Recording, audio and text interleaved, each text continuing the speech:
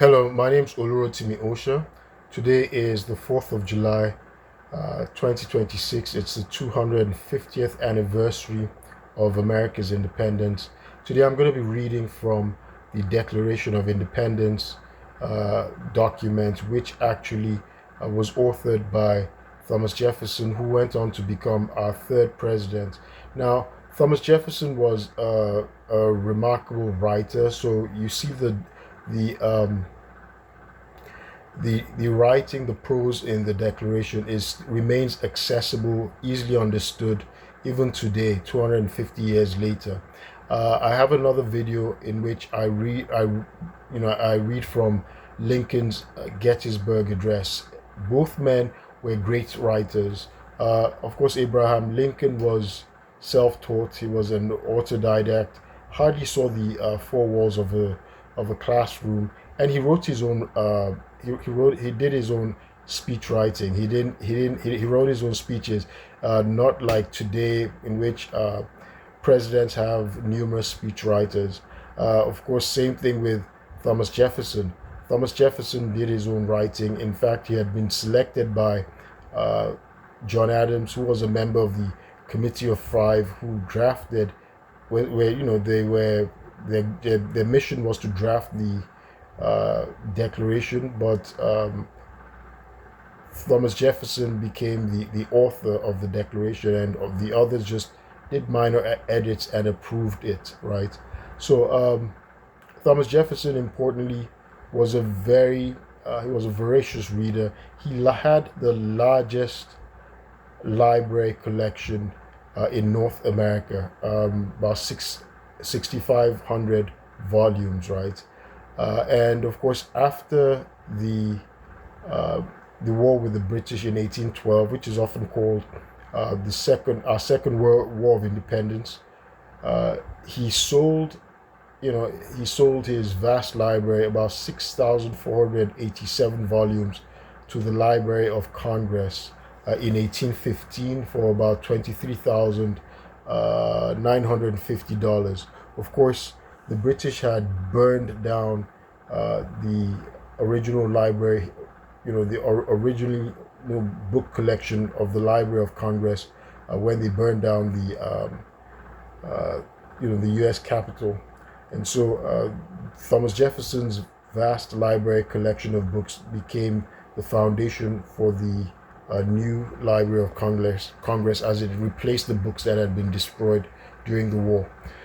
So the text, the Declaration has about 1,320 words, of course, which is about 4.85 times more words than the words of Lincoln in the Gettysburg Address. Of course, both of them have two different objectives. The purpose of the Declaration is to give the justification, the reason why America, the patriots, the founding fathers um, were severing their relationship and their allegiance to Great Britain. But without further ado, so I can keep this short, I will start. I will proceed with the reading. So, titled "The Declaration of Independence, 1776, in Congress, July 4, 1776, the unanimous declaration of the 13 United States of America." So, it's funny, United is not capitalized, right? The U doesn't start, it's not a capitalized letter, it's a small letter U. Now, I start. When in the course of human events it becomes necessary for one people to dissolve the political bands which have connected them with another, and to assume among the powers of the earth the separate and equal station to which the laws of nature and of nature's God entitle them, a decent respect to the opinions of mankind requires that they should declare the causes which impel them to the separation. We hold these truths to be self-evident, that all men are created equal, that they are endowed by their Creator with certain unalienable rights, that among these are life, liberty, and the pursuit of happiness, that to secure these rights, governments are instituted among men, deriving their just powers from the consent of the governed, that whenever any form of government becomes destructive of these ends, it is the right of the people to alter or to abolish it and to institute a new government, laying its foundation on such principles and organizing its powers in such form as to them shall seem most likely to effect their safety and happiness. Prudence indeed will dictate that governments long established should not be changed for light and transient causes, and accordingly all experience hath shown that mankind are more disposed to suffer while evils are sufferable than to right themselves by abolishing the forms to which they are accustomed. But when a long train of abuses and usurpations pursuing invariably the same object evinces a design to reduce them under absolute despotism, it is their right, it is their duty to throw off such government. I'm sorry, there was a pop-up. Oh boy. To throw off such governments, I have to look for where I was. Something just popped up on my computer. And to provide new guards for their future security. Such has been the patient sufferance of these colonies, and such is now the necessity which constrains them to alter their former systems of government. I have to scroll now. To prove this, let facts be submitted to a candid world. He has refused his assent to laws, the most wholesome and necessary. I'm sorry. Let me just go back a little bit. I'm having these pop-ups. That's one of the challenges of reading from a computer. It's good that it's accessible, but hey, the history of the present King of Great Britain is a history of repeated injuries and usurpations, all having in direct object the establishment of an absolute tyranny over these states. To prove this, let facts be submitted to a candid world. He has refused his assent to laws, the most wholesome and necessary for the public good. He has forbidden the governors to pass laws of immediate and pressing importance, unless suspended in their operation till his assent should be obtained. And when so suspended, he has utterly neglected to attend to them.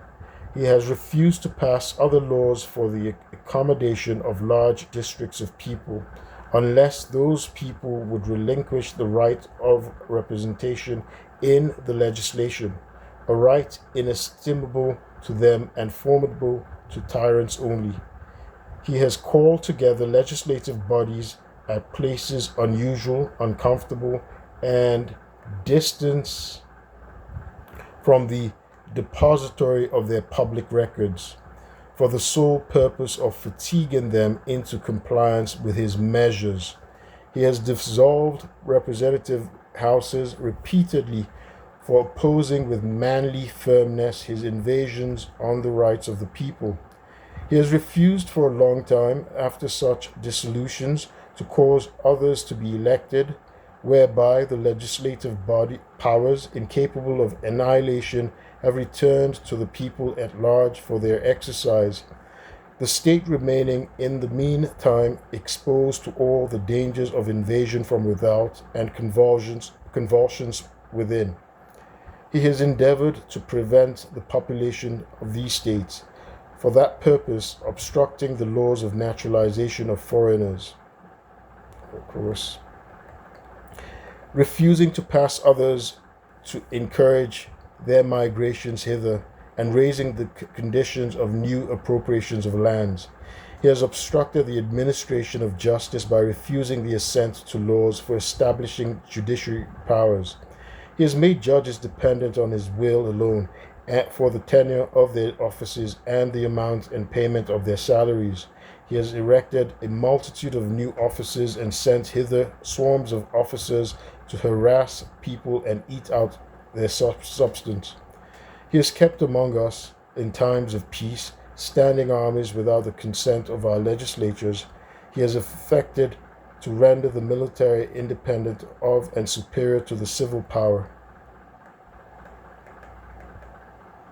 He has combined with others to subject us to a jurisdiction foreign to our Constitution and unacknowledged by our laws, giving his assent to their acts of pretended legislation, for quartering large bodies of armed troops among us, for protecting them by a mock trial from punishment for any murders which they should commit on the inhabitants of these states, for cutting off our trade with all parts of the world, for imposing taxes on us without our consent, for depriving us in many cases of the benefits of trial by jury, for transporting us beyond seas to be tried for pretended offenses,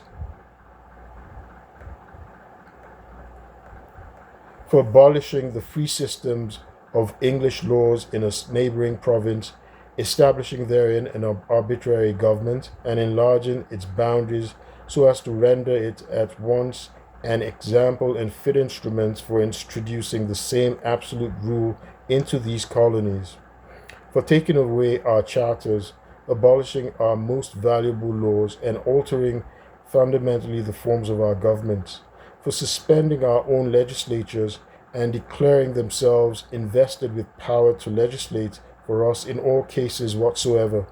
He has abdicated government here by declaring us out of his protection and waging war against us.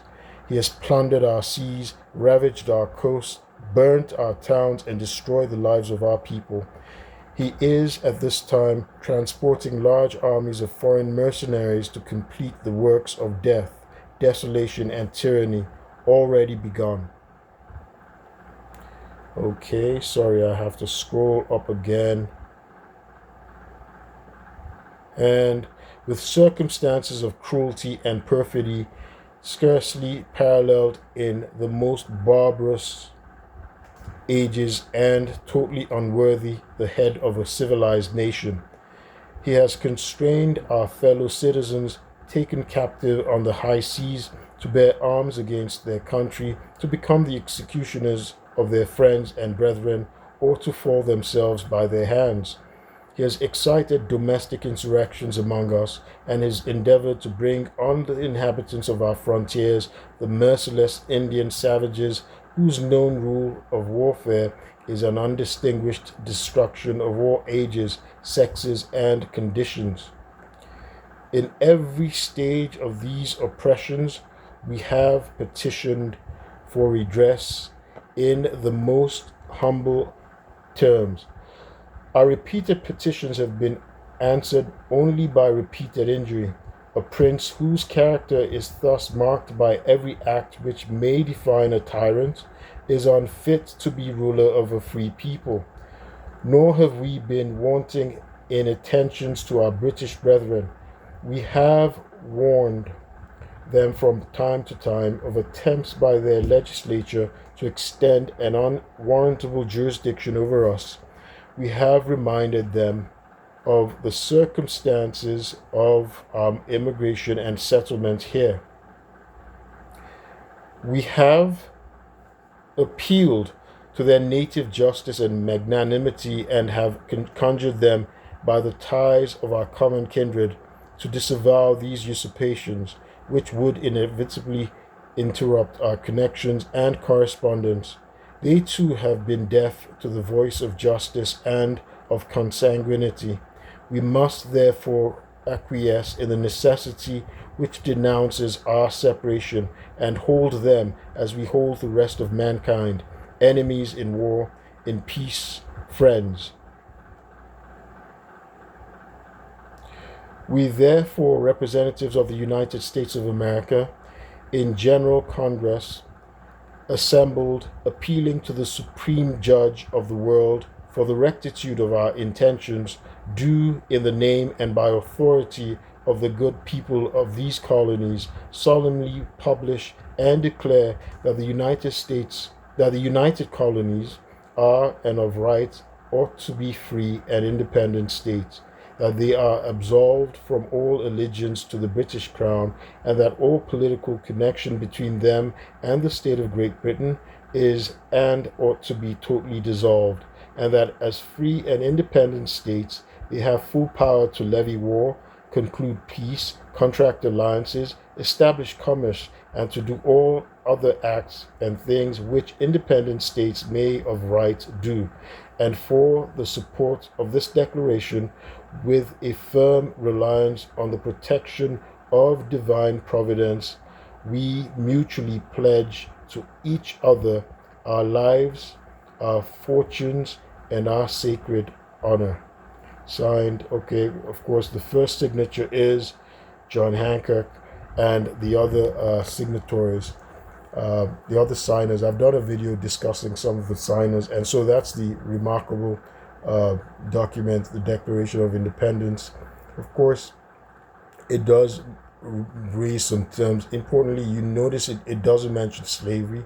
They say in the draft, I've actually read a copy of the draft. In the draft, Thomas Jefferson ironically actually blames the the king for slavery or the slave trade, but he does use a pejorative in reference to Native Americans. But I'm going to do another video. I'll stop this here and just discuss some of the important things that he mentions. Importantly, remember, if you recall, he does mention immigration, and you see how fundamental naturalized citizens were from the beginning, from the founding of independence. It's something that the founding fathers wanted. It was part of the building of America. My name is Olurotimi Osha. I will keep you posted. Thank you.